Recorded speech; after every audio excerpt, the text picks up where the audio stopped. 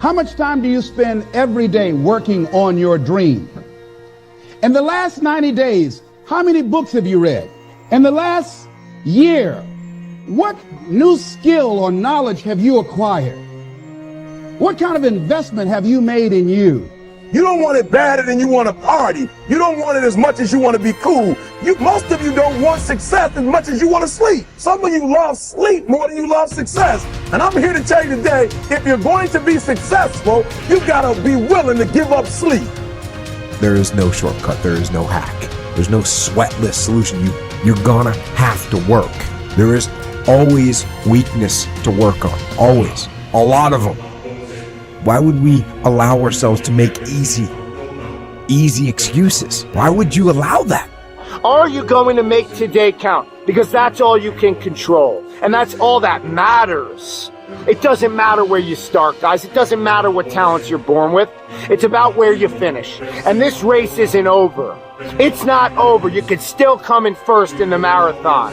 But you gotta start today. You gotta start now. You have everything you have. Everything you need is inside you. But I realize that doesn't mean just because you don't think you're good enough, doesn't mean you can't be good.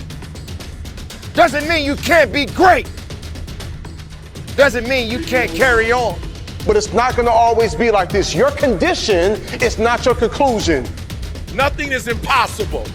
So you have to decide before you leave, what's that first thing that's been impossible for you?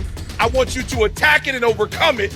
Because if you run from the adversity that you're going through today, you'll forever be at that level in which you're going through for the rest of your life. One day you'll look back on your life and appreciate the struggle and have nothing but gratitude for everything that happened along the way. And you come to recognize that in return, you're given the chance to earn the greatest edge of all, and one that can never be taken away. You have enough right now to change your life. You have enough right now to flip this world upside down. You have enough. You got enough power. You got enough anointing. You got enough grace. You got enough patience. You got enough gifting to make your money, get out of debt, get yourself together, and change everything about your world. Realize that you have the ability to make an impact. You have an opportunity to change that story in your head. Put yourself out there, because when you do, amazing things happen. The essence of life is growth.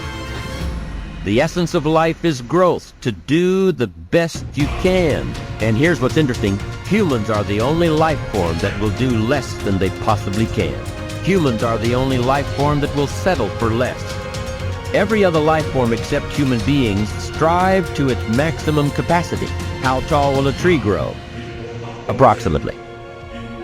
As tall as it possibly can.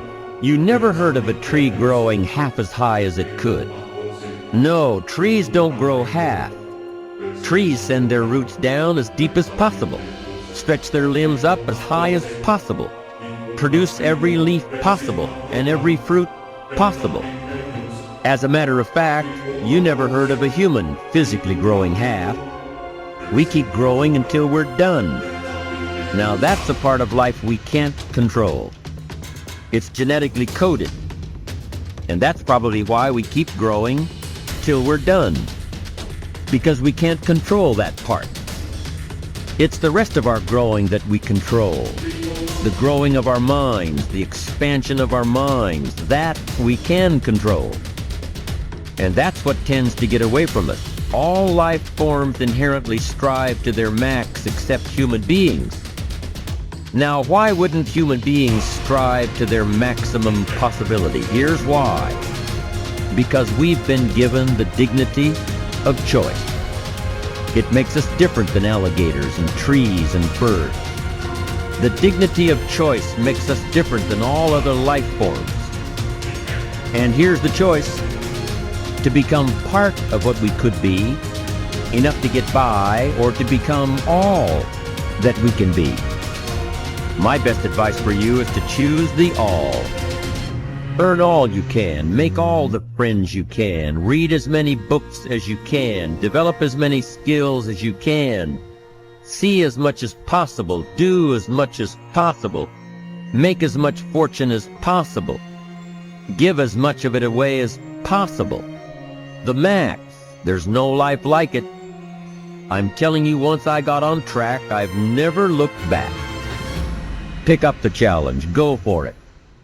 Take the best of the two easies. Take the route of it's easy to get ahead. It's easy to do all you can. It's easy to succeed.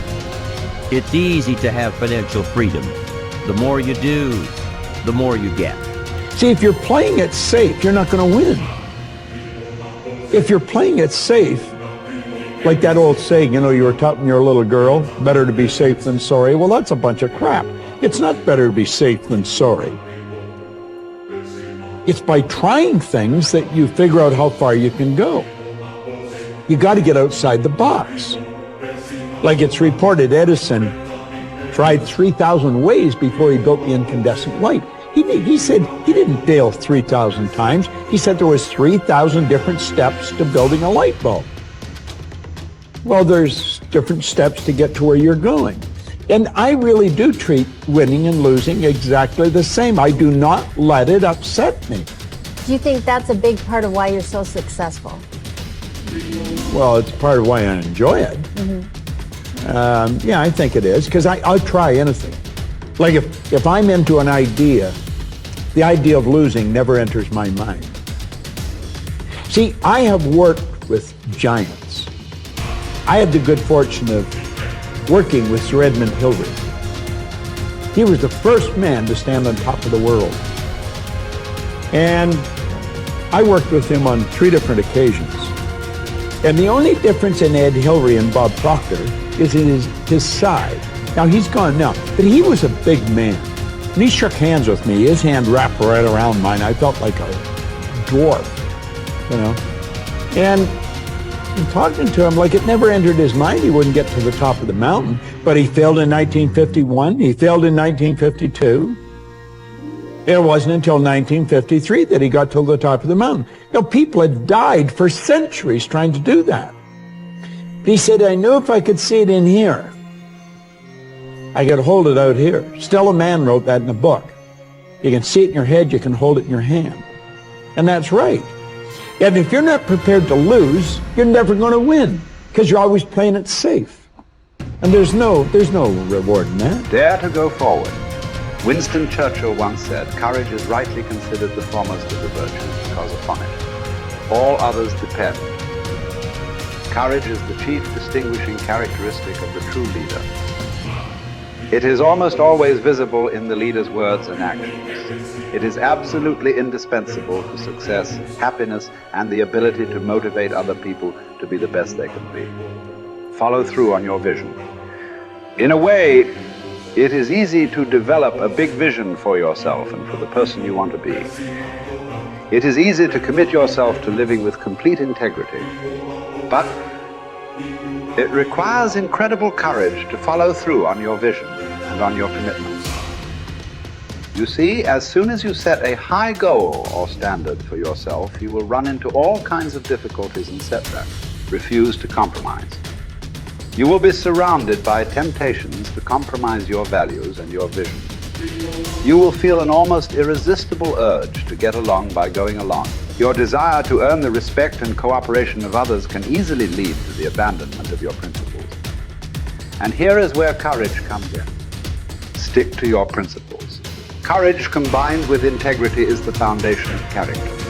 The first form of courage is your ability to stick to your principles, to stand for what you believe in and to refuse to budge unless you feel right about the alternative. Courage is also the ability to step out in faith, to launch out into the unknown, and then to face the inevitable doubt and uncertainty that accompany every new venture. Avoid the comfort zone. Most people are seduced by the lure of the comfort zone. This can be likened to going out of a warm house on a cold, windy morning. The average person, when he feels the storm swirling outside his comfort zone, rushes back inside where it's nice and warm. But not the true leader. The true leader has the courage to step away from the familiar and comfortable and to face the unknown with no guarantees of success. It is this ability to boldly go where no man has gone before that distinguishes you as a leader from the average person. This is the example that you must set if you are to rise above the average.